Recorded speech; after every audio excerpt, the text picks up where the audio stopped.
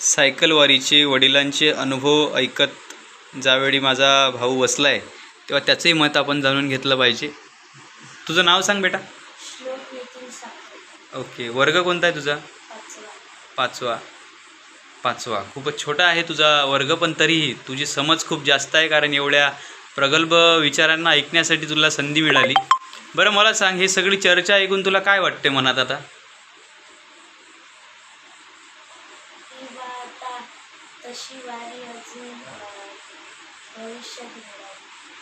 वा दादा, तुझं खरंच कौतुक आहे. तुझ्या मुलानं खूप कमी शब्दात खूप काही बोलून गेलाय तो. वारी ही मित्रा नुसतं सायकलची नसते. एक वारी तुला दुसरी मी सांगतो.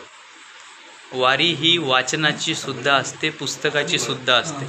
आपल्या नव्या पिढीने पुस्तक वाचनाची वारी करूया. आलं लक्षात? हा एक संकल्प घेऊया. खूप छान. रामकृष्ण.